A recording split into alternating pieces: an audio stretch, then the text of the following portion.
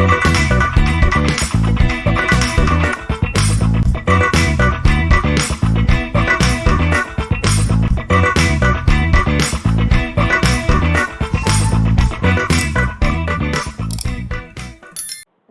to video lecture on Internet of Things.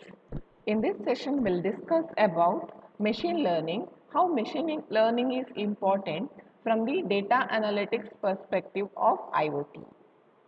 Machine learning, deep learning, neural networks, and convolution neural networks are heard in relation to big data and IoT. Machine learning is central to IoT. Data collected by smart object needs to be analyzed and intelligent action need to be taken based on the analysis or machine learning analysis. Performing this kind of operation manually is almost impossible or it is very inefficient. You have already studied about machine learning, but briefly we will overview about machine learning.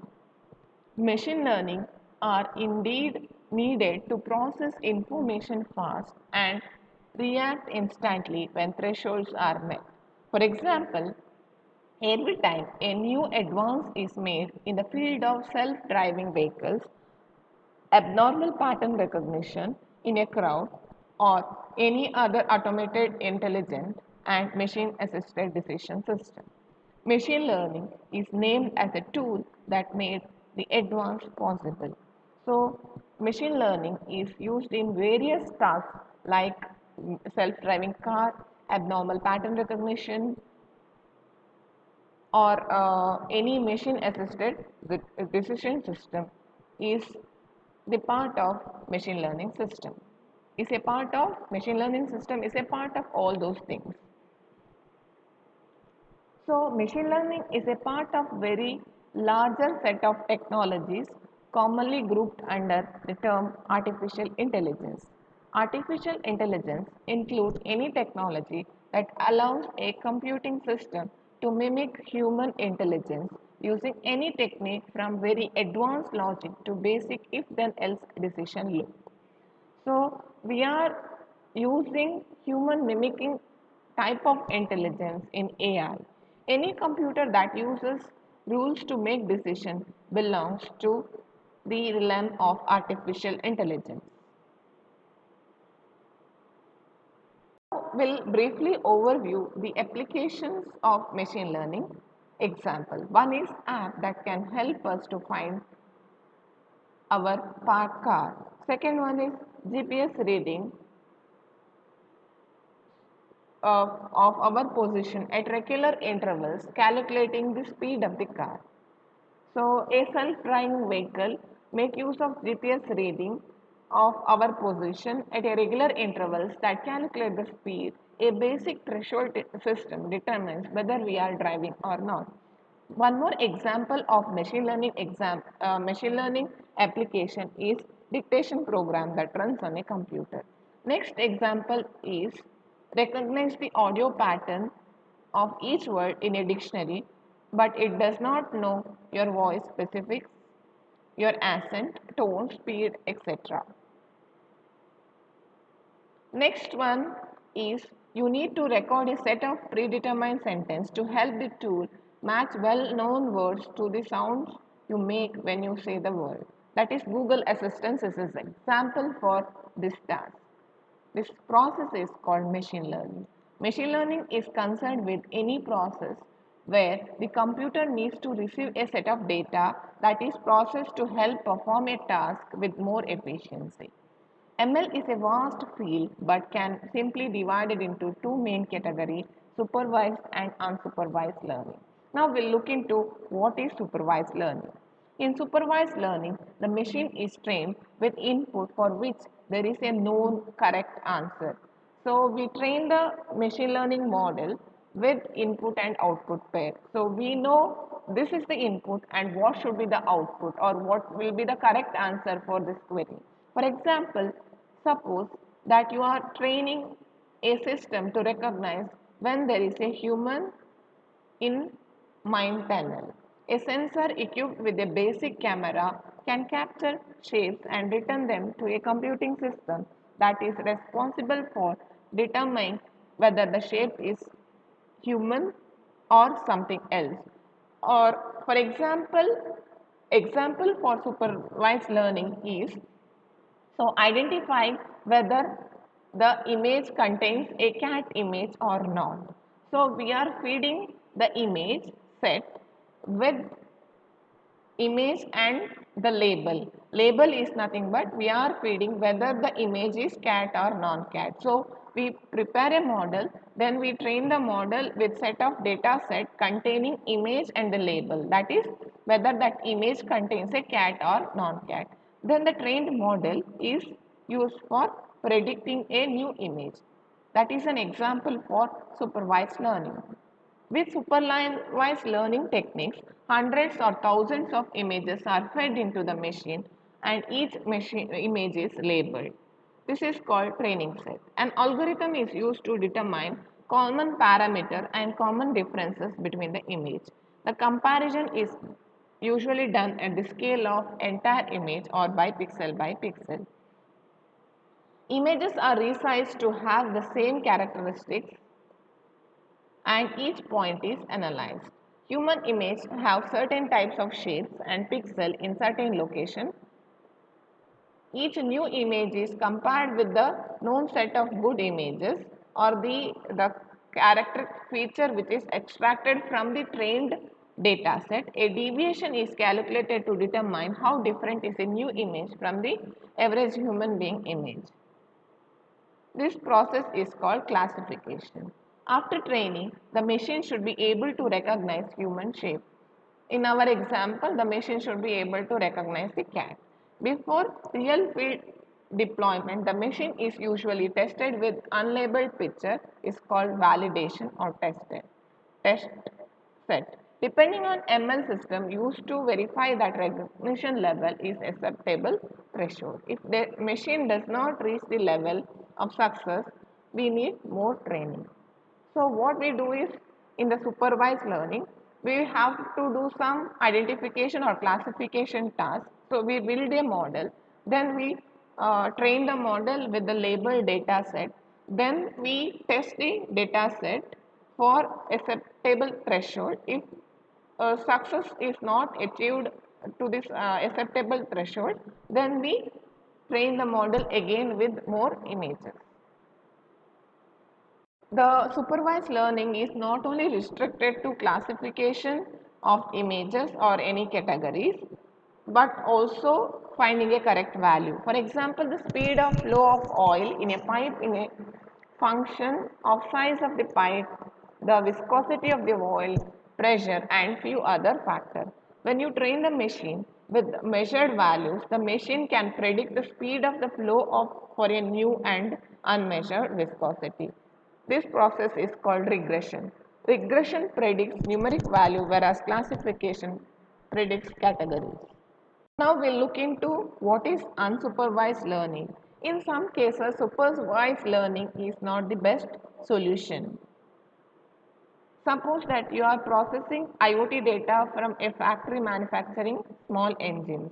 You know that about 0.1% of production engine on average need adjustment to prevent later defects, and our task is to identify them before they get mounted into machine and shipped away from the factory. So here I cannot get a training set, right? So here the problem lies in the real time. So I cannot design a model and I cannot have a labeled data set and identify. So here comes the unsupervised learning. With hundreds of parts, it may be very difficult to detect the potential defects and it is almost impossible to train a machine to recognize issues that may not be visible. We can test each engine and record multiple parameters such as sound, pressure, temperature of key parts, so on. Once the data is recorded, we can graph this element in relation to one another. Then we can input this data into computer and use some mathematical function to find the groups. For example, we may decide to group the engine by the sound they make at a given temperature. A standard function to operate this grouping is K means clustering. Find the mean value a group of engines. So here we are going to find an abnormal pattern. When a particular abnormal pattern is received, then we are going to say that there may be a defect. A grouping the engines this way can quickly reveal several types of engine that are belonging to same categories. All engines of the same type produce sound and temperature in the same range as other members of the same group. There will be occasionally an engine group that displays unusual characteristics. Here we are finding the odd behavior. Then this is the engine that you send for manual evaluation. The computing process associated with this determination is called unsupervised learning. So by feeding some data into some mathematical model, we are finding some abnormal behavior or abnormal unusual characteristics. That is called unsupervised learning, which helps us to detect the some defective component in the case of our example. This type of learning is unsupervised because there is no labeled input and advanced training. It is the variation from a group behavior that allows the computer to learn that something is different. The example of engine is of course very simple. In most cases, parameters are multidimensional. In other words, hundreds of thousands of parameters are computed and small cumulative deviation in multiple dimensions are used to identify exception. So this is an example for unsupervised learning where we apply clustering and deviation detection example. So we find the abnormal pattern or unusual characteristics in order to find some defective component or some task, that is called unsupervised learning. One more term used in data and analytics for IoT is neural network. Processing multiple dimensions requires a lot of computing power. It is also difficult to determine what parameters to input and what combined variation should raise a red flag or exception. Similarly, supervised learning is efficient only when large training set is available. Larger training sets usually lead to higher accuracy in the prediction. Training the machine was often deemed too expensive and complicated. Neural networks are ML method that mimic the way the human brain works. When we look at the human figure, multiple zones of our brain are activated to recognize color, movement, facial expression, and so on. Our brain combines these elements to conclude that the shape we are seeing is human. Neural network mimics the same logic. So, how will you identify a particular person? We look into the color, his facial expression, hairstyle, etc. Then we decide this is a human being or that person's name. So, in neural network, we mimic the same logic. So, the information goes through different algorithm, each of which is in charge of processing an aspect of the information. The resulting value of one unit computation can be used directly or fed into another unit for further processing. So initially we recognize the hairstyle, a second unit recognize the facial expression, then we see the height. So then all these features are combined in the later stage. So the neural network have several layers. For example, a neural network processing human image recognition may have two units. First layer may identify the image as straight lines and sharp angles because vehicles commonly have straight lines and sharp angles and human figures do not have. If the image passes the first layer successfully, then the second layer may look for different features, presence of face, arms, and so on. A third layer might compare the images to image for various animals, conclude that shape is human. The great efficiency of neural network is that each unit processes a simple test and therefore computation is quite faster. Now we'll see an example for neural network. So we will have a neural network. How neural network recognizes a dog in a photo. First, training. During the training phase, a neural network is fed thousands of labeled images of various animals, learning to classify them. Input an unlabeled image is shown to the pre-trained network. So an unlabeled image is fed to the pre-trained network. The first layer neurons respond to different simple shapes and like edges. Second layer or higher layer neurons respond to more complex structure. Next layer will respond to more complex structure.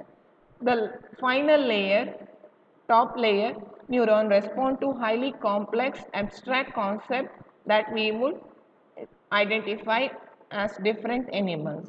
Output will be object predict whether the image contains dog or not. So, in neural networks, we will have multiple layers and each layer extracts some feature and it passes to the next layer. Then some set of features are extracted, high level features. Then they are combined to get the output to recognize whether image contains a dog or not in the current example. So a neural network rely on the idea that information is divided into key components and each component is assigned with weight. So each layer will have multiple neurons and they have the associated weight along with them. The weights compared together decide the classification of this information. When the result of the layer is fed into another layer, the process is called deep learning. The advantages of deep learning is that having more layers allows for richer intermediate processing and representation of data. At each layer, the data can be formatted to be better utilized by the next layer. This process increases the efficiency of overall results. So, you have already studied about machine learning and neural networks in your previous semester. With that background, we will see what is machine learning and getting intelligence from the big data. How machine learning algorithms can be applied to big data, that is IoT data, to get some knowledgeable information. When the principles of machine learning are clear, the application of IoT becomes obvious. It is difficult to decide which algorithm is right and right learning model for each use cases. So, we can organize ML operation into two subgroups. First one is local learning, second one is remote learning.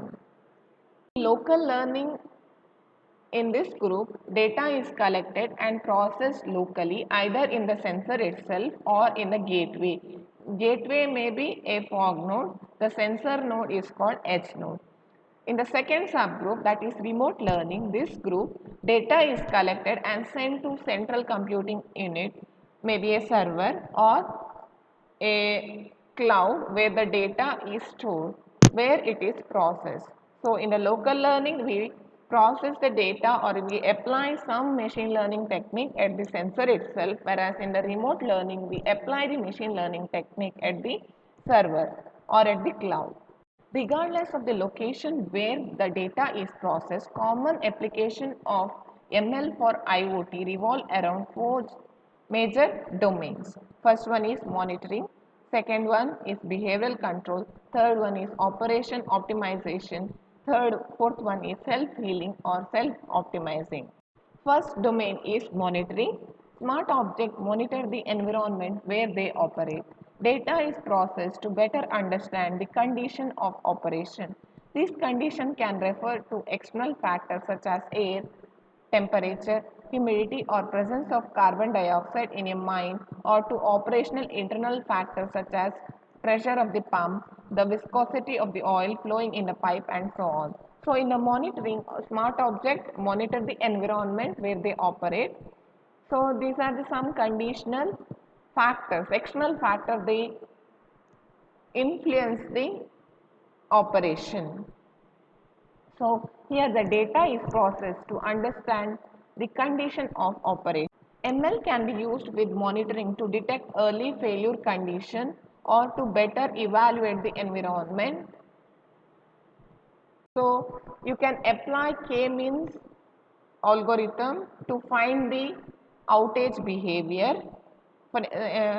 Similarly, shape recognition for a robot automatically sorting the material or picking the goods in a warehouse or supply chain is the example of machine learning applied to IoT data analytics. Second major domain is behavioral control.